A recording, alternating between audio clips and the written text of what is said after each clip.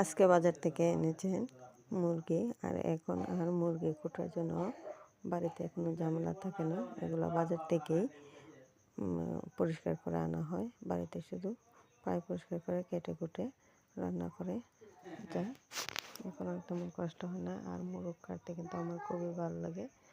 আর এভাবে মোরগ কাটা আমার কাছে খুবই ভালো লাগে। আমি আগে এভাবে মোরগ কাটতে পারতাম না, এখন খুবই ভালো পারি মোরগ কাটতে। কারণ এক বিয়ের মধ্যে আমি দেখেছিলাম বাবুর্চি এভাবে মোরগ কাটে, খুব সহজেই কাটতে পারে। আগে আমি এভাবে কাটতাম না। আর মোরগটা কেটে কুটে আমি পাটায় কিছুটা মশলা বেটে নিছি। আর মশলা বাটা শেষ হলেই আমি চলে এসেছি রান্না করার জন্য। আর রান্না করতে এসে এদিকে কিছু হলদি আর লবণ দিয়ে মাংসটা তেলে দিয়ে দিলাম। আর এদিকে চানা বুটো রান্না করব ইফতারের জন্য।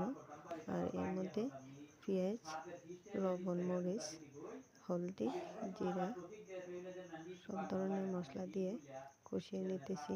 এখন মাংসের মধ্যেও পেঁয়াজ, মরিচ, হলুদ, লবণ, জিরা, গরম মশলা এগুলো সব একসাথেই দিয়ে দিতেছি। আর দুটোই একসাথে রান্না করতেছি। আর এখন অনেকটা কষিয়েছি।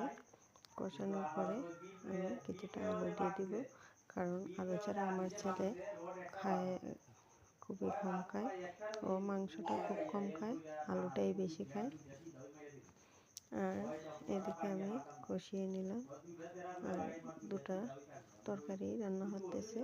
আর এদিকে আমি কিছু শাক তুলে আনছিলাম।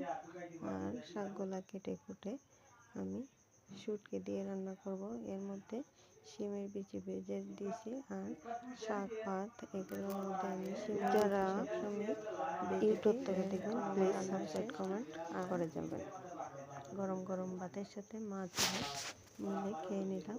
অনেক স্বাদ, অনেক দারুণ হয়েছিল। সবাই যারা ফেসবুক থেকে দেখবেন তারা কমেন্ট করবেন, আর যারা